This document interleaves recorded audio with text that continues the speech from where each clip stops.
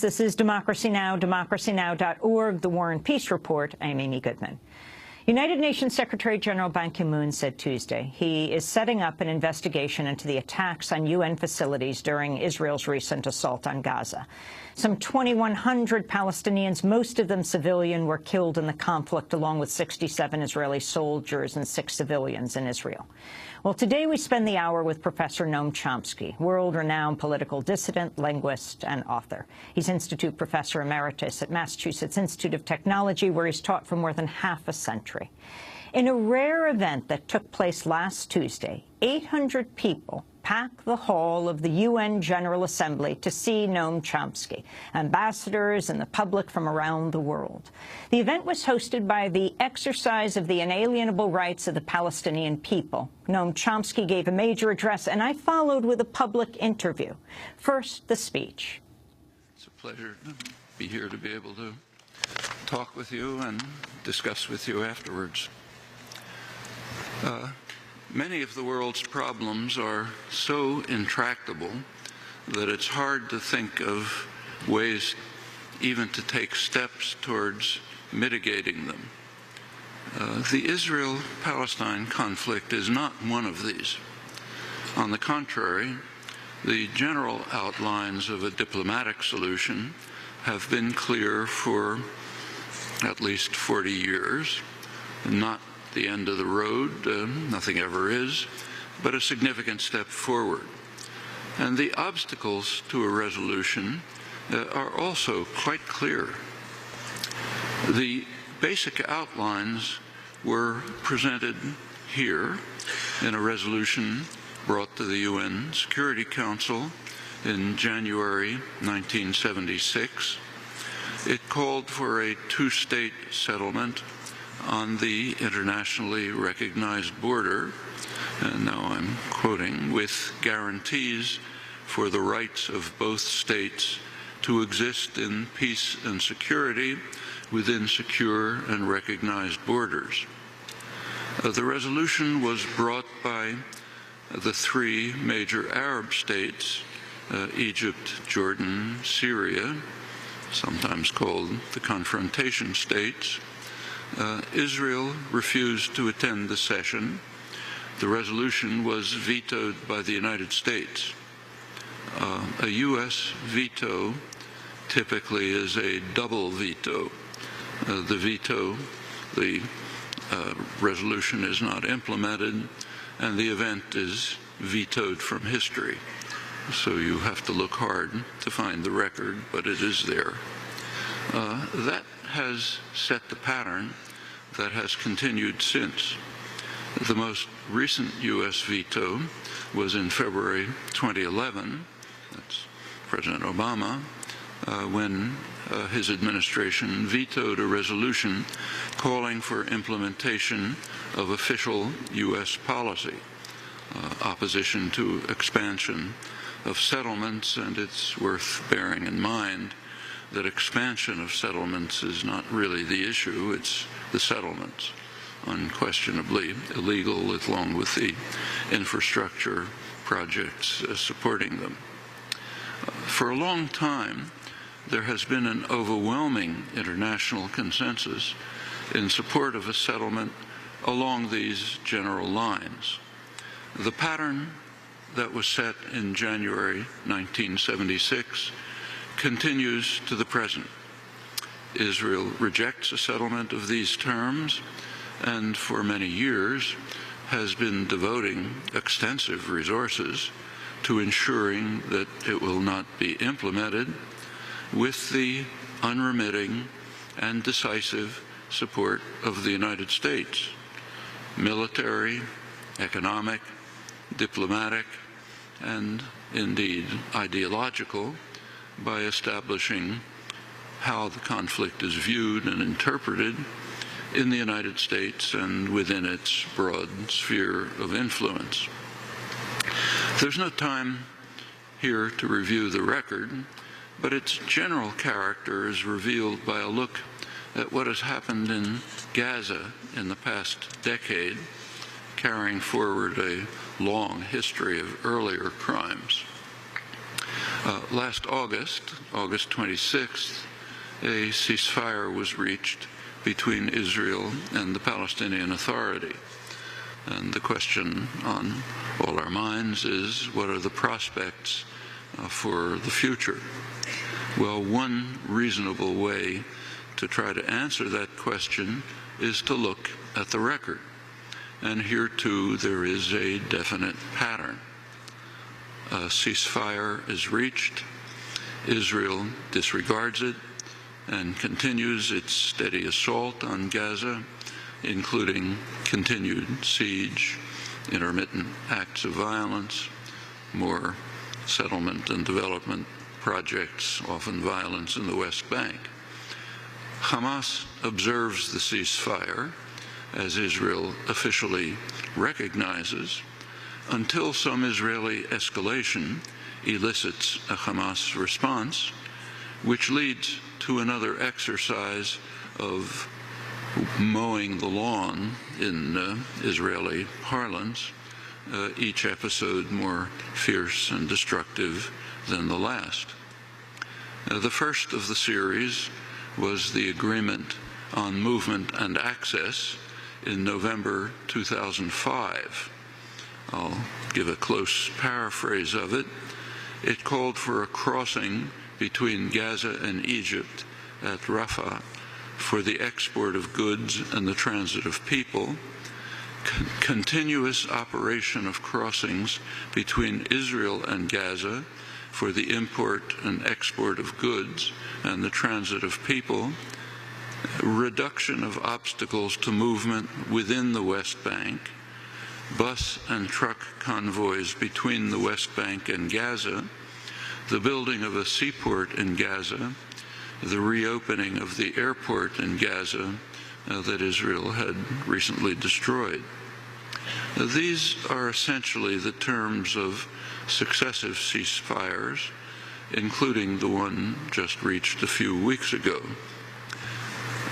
The timing of the November 2005 agreement is significant. This was the moment of Israel's disengagement, as it's called, from Gaza, the removal of several thousand Israeli settlers from Gaza. This is depicted as a noble effort to seek peace and development, but the reality is rather different.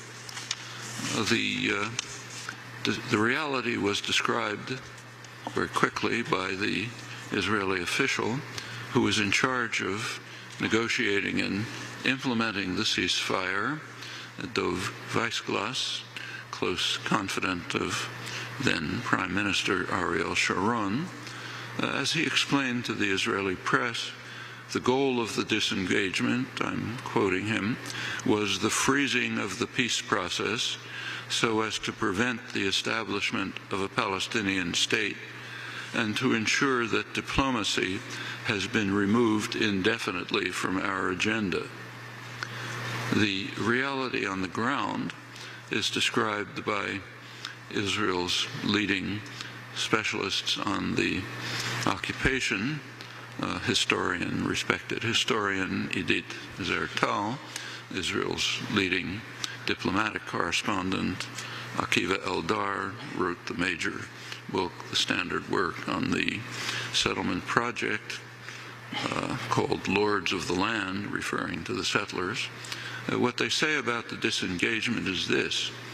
They say the ruined territory, and by then it was ruined, largely part of the reason for the removal of the settlers, the ruined territory was not released for even a single day from Israel's military grip or from the price of the occupation that the inhabitants pay every day. After the disengagement, Israel left behind scorched earth, devastated services, and people with neither a present nor a future. The settlements were destroyed in an ungenerous move by an unenlightened occupier, which in fact continues to control the territory and to kill and harass its inhabitants by means of its formidable military might. That's an accurate description from the most respected Israeli source. The Oslo Accords 20 years ago established that Gaza and the West Bank are an indivisible territorial unity whose integrity cannot be broken up. For 20 years, the United States and Israel have been dedicated to separate Gaza and the West Bank in violation of the accords that they had accepted. And a look at the map explains why. Gaza offers the only access to the outside world of Palestine. If Gaza is separated from the West Bank, whatever autonomy might ultimately be granted in the West Bank would be imprisoned. Israel on one side, a hostile Jordan, ally of Israel on the other side, and in addition, one of Israel's slow and steady U.S.-backed policies is to take over the Jordan Valley, about a third of the West Bank, much of the arable land, which would essentially imprison the rest even more tightly if Gaza is separated from the West Bank. Now, that's the major geostrategic reason for the Israeli insistence with U.S. backing on separating the two in violation of the Oslo agreements and the series of ceasefires that have been reached since November 2005. Well, the November 2005 agreement lasted for a few weeks. In January 2006, a very important event took place, the first full free election in the Arab world, carefully monitored, recognized to be free and fair. It had one flaw, came out the wrong way. Hamas won the parliament, control of the parliament. U.S. and Israel didn't want that. You may recall at that period, the slogan on everyone's lips was democracy promotion. The highest U.S. commitment in the world was democracy promotion. Here was a good test. Democracy. Election came out the wrong way. The U.S. instantly decided, along with Israel, to punish the Palestinians for the crime of voting the wrong way. A harsh siege was instituted, other punishments, violence increased. The United States immediately began to organize a military coup to overthrow the unacceptable government. That's quite familiar practice. I won't go through the record. The European Union, to its shame and discredit, went along with this. There was an immediate Israeli escalation. That was the end of the November agreement, followed by major Israeli onslaughts. In 2007, a year later, Hamas committed even a greater crime than winning a fair election. It preempted the planned military coup and took over the Gaza. That's described in the West, in the United States, most of the West, as Hamas's taking over Gaza by force, which is not false, but something is omitted. The force was preempting a planned military coup to overthrow the elected government. That was a serious crime. It's bad enough to vote the wrong way in a free election. To preempt a U.S. planned military coup is far more serious. The attack on Gaza increased substantially at that point, major Israeli onslaughts. Finally, in January 2008, another ceasefire was reached. Terms were pretty much the same as those that I quoted. Israel publicly rejected the ceasefire, said that it would not abide by it. Hamas observed the ceasefire, as Israel officially recognizes, despite Israel's refusal to do so. Now, that continued until November 4th, 2008. On November 4th, which was the day of the U.S. election, Israeli forces invaded Gaza, killed half a dozen Hamas militants. That led to Qassam rockets attacking Israel, huge Israeli response, lots of killings, all Palestinians as usual. By the end of December, a couple of weeks later, Hamas offered to renew the ceasefire. The Israeli cabinet considered it, rejected it. This was a dovish cabinet led by Ehud Olmert, rejected it and decided to launch the next major military operation.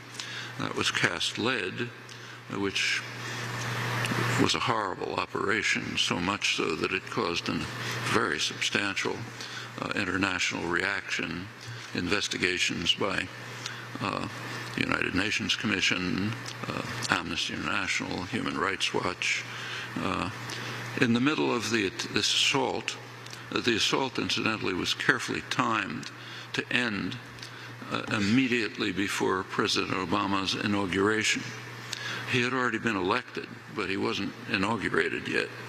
So when he was asked to comment on the ongoing atrocities, he responded by saying that he couldn't do so. The United States has only one president, and he wasn't president yet. He was talking about lots of other things, but not this.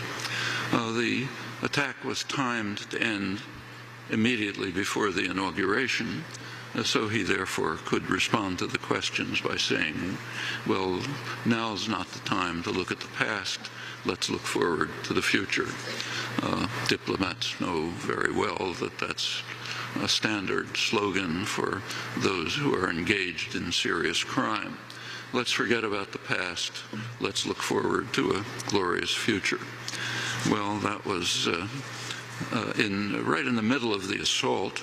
The Security Council did pass a resolution unanimously, U.S. abstaining, calling for an immediate ceasefire with the usual terms. That was January 8th, 2009. It was never observed, and it broke down completely with the next major episode of mowing the lawn in November 2012. You can get a good sense of what was going on by looking at the casualty figures for the year 2012. 79 people were killed, 78 of them Palestinians. The usual story. Professor Noam Chomsky speaking last Tuesday in the hall of the UN General Assembly before 800 people in an event hosted by the UN Committee on the Exercise of the Inalienable Rights of the Palestinian People. We'll return to his speech and my public interview with him in a moment.